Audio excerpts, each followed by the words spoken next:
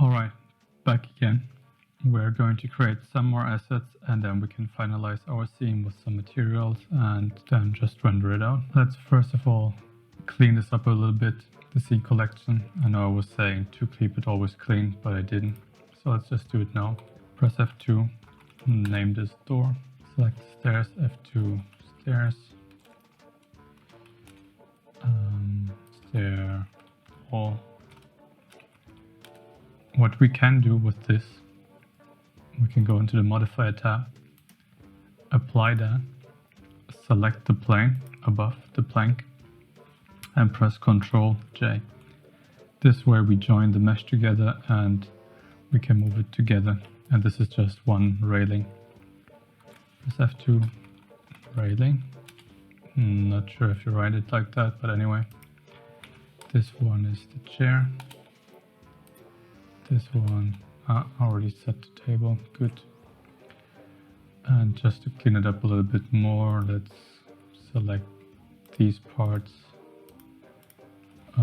Press M to move them into a collection. Let's call it background, maybe. Okay, this is in the background. Everything that will be in front of the window will be, press M, new collection. Let's call this window. Yeah, it should be good enough. Sun and the point light will be going to a collection called lights. Human is the reference. What else do we have? Material preview dummy. Where is it? Why is it there? I don't need that. The room in itself will stay there, the collection. The sun I didn't put in the lights, so the sun is there. Everything is clean and nice there. If you want to select something, for example the chair, you go over, hover over this menu and press the dot or the comma on the numpad and you will get shown where it is in the collection. Alright, let's move this guy back down just a little bit and let's put a bookshelf here, maybe a tiny one, but still. Let's import a cube, put it around the corner here. In edit mode, select the face. You know what, first of all I'm going to go back to the solid view, just have it like that. Select the face, front view, move it G, X, so it's touching the table. From the side view, press 3. Select everything by pressing A. Press S to scale it on the Y, and just scale it down like that. Now let's move it G, X, and along the wall. Okay. What we can do now is just add some loop cuts. I don't know how many books I want there, but let's go with any amount. You can choose how much you want, how many shelves. That should be good enough. Let's add some loop cuts here too. One on this side, Control R, one on the other side. We just want the middle parts, so we can just select them like that. So we're going to press I twice to inset them, but from their origin points. Let's do this again. Not like that, there we go. And let's press E to extrude it backwards just a little bit. And there you already have your shelf. Let's see how it looks in the camera. We are cutting the corner right there, and I don't like that. So let's go press 1 and then press 9 to see the other side of the front view, so the back view. Go into edit mode, press A, S, and then scale it down on the X.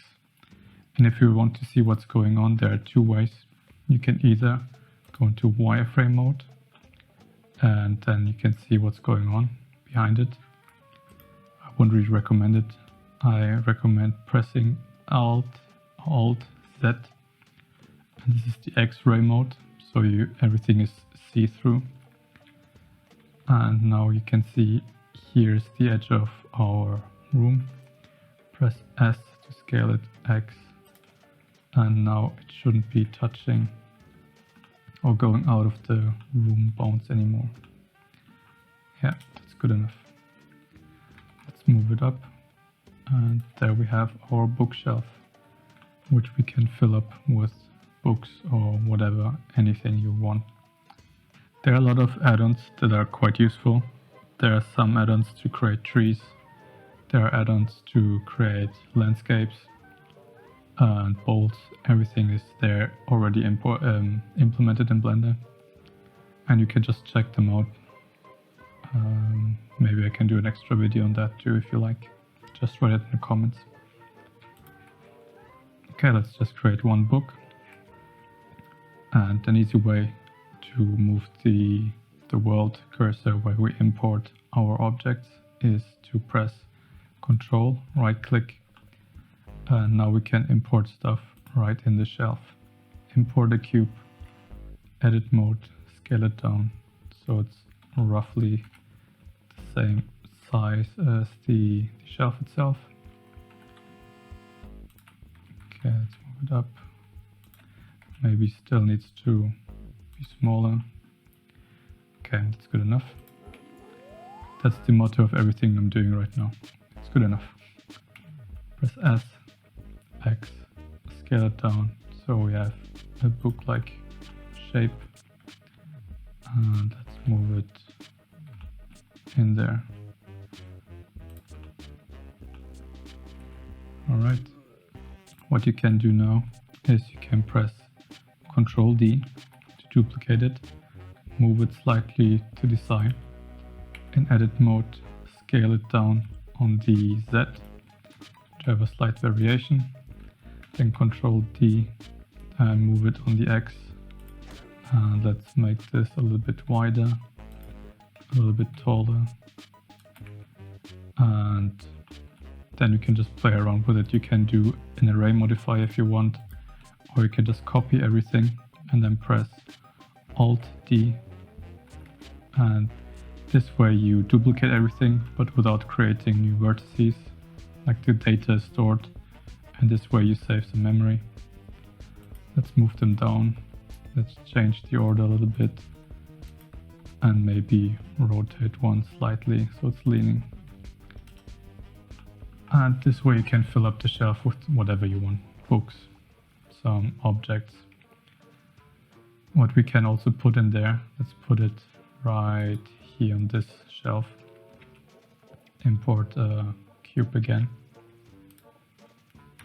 Press the dot or the point, the comma. In edit mode, we're going to scale this one down. So we scale it down just a little bit, go up, and I want to work on it alone. So I'm gonna press the hashtag or the backslash, and we will have this cube. What I showed you before with the UV unwrapping of the cube, we have a dice. You can either use a dice texture or you can just make the dice yourself. You can, let's say you cut everything with loop cuts. Let's make it cut twice in this direction, twice in the Y, and twice in the Z everywhere. What we can do is select the vertices. Maybe we need one more actually. If I could count, it would have been easy, but no. This one moved. Control R. Okay, there we go. You can play around with it. I'm not gonna focus too much because it's just a tiny detail. We don't really need that much detail on it.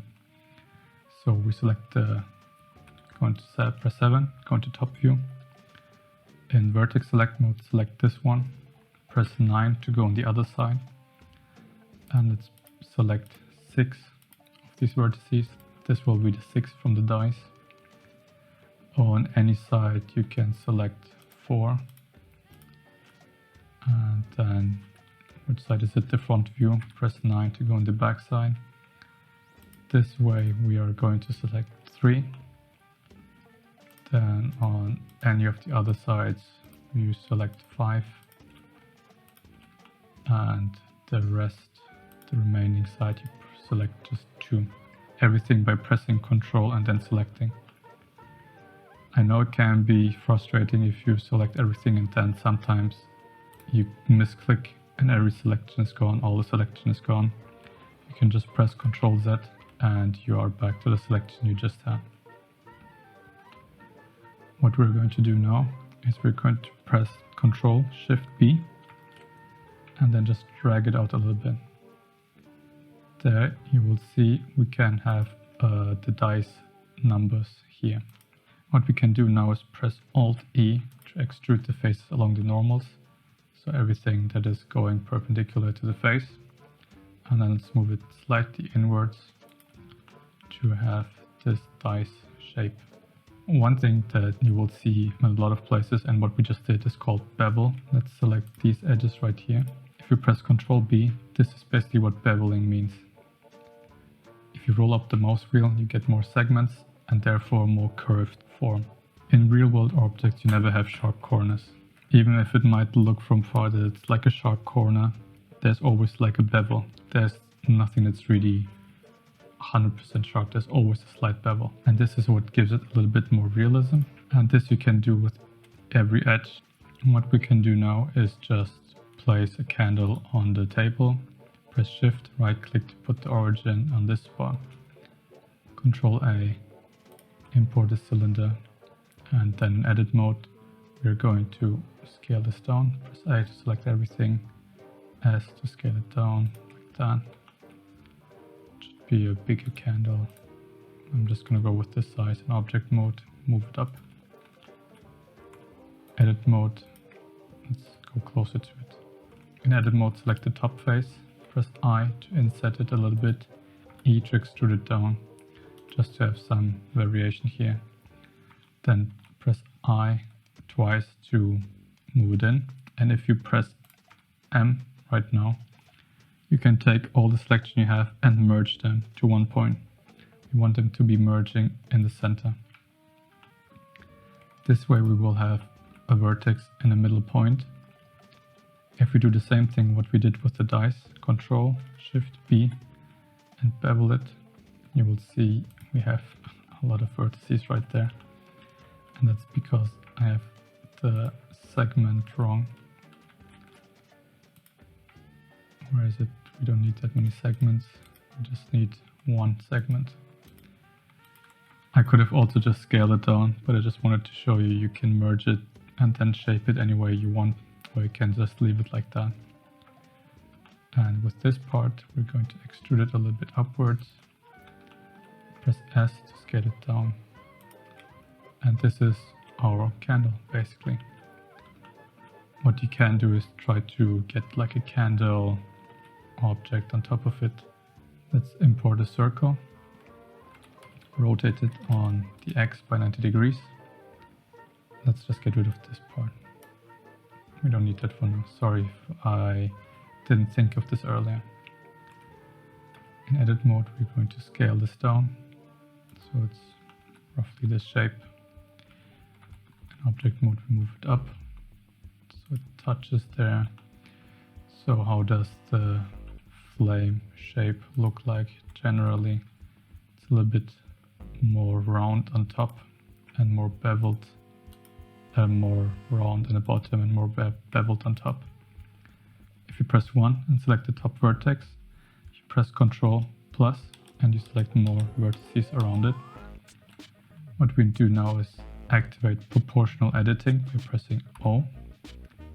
And what that basically does is, as you can see, it's proportionally moving stuff, like it's going smoothly up instead of if I take this object and move it up, it's going up in a bent shape like this, not up like that, but bent.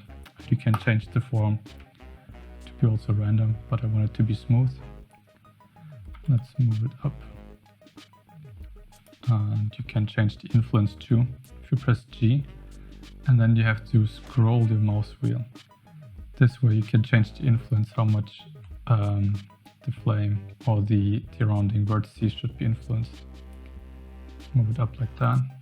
S, scale it around here. I think that's good. Good candle shape. Select everything, and we are going to use this spin tool. Spin it around. Just let go. And in the bottom here you can choose how far this should spin. You want 180 degrees, so it's fitting perfectly and nicely. And this will be our candle shape. What we can do is just press O first of all to get rid of the proportional editing, and then scale it on the X or the Y just to make it more rounded. What we will do now, before setting any of the other materials, just to show you, go into the material view, set this, change the name to candle light, and if you press this green button here, you can change it to emission. Go into the rendered view and now increase the brightness or the strength, let's say to 100 to 10, sorry. And there you see it glowing. If you change it to something more like orange colors, it will be shining orange. To help this effect even more, we're going to press Shift S and then move the cursor to the selected, so we can import a light right here. Control A, point, and now we have a light right here, the point light. Let's move it up so the shadows are matching. Move this up again. We are going to go in the shade editor. On top we're going to press Node. Nope, first of all we're going to select the light. Where did we put the light? Alright, you can change it to any color you want to make it look more like a candle light. You can also look up hex colors online. Just type in, you know what, I'm just gonna type it in. Candle flame hex color, or hex code. I don't want it to be that bright, yellowish, but whatever. You can also choose from keeping color palette. Let's select the color and type in the hex code. Or you can just type it in like that, FFF4A1. And this is supposed to be more like a candle color, candle flame color. I'm going to use the same one on the emission. Go down with the emission to 1 or maybe 5. And there you have your cute little candle. I'm gonna stop it for now. We already did quite a lot. We added the bookshelf, added some books, created the dice, added a candle, you know, the proportional editing, the spin tool, the emission, how to find the hex color codes, how to join objects. And now I'm just going to finish up maybe renaming some of the stuff, because I have all the cubes here. So this one was the shelf. These books are up until here. Okay, I'm just gonna bother renaming everything. I'm just gonna put them all in a collection called books. And nope, go back. What else did we add? We added the circle, which is the flame. We added also the candle itself. It is right here. Candle. Along with the flame, I'm going to put them in a collection called, you know what, this is all in the window collection, because it is close there. The shelf also goes in the window collection. What we can also do is select the books and drag them into the window collection. So we have a collection in the collection. What was missing? The dice. I'm always pressing F2 to rename stuff, by the way. I moved this also to the window collection. The human was the reference. The point light goes, I'm just going to rename it to candle light. I moved this also to all the lights. And now we nicely ordered everything. Control S, save, always save. That was it. I'm going to finish this one up in the next one. I hope you enjoy it. For now, thumbs up.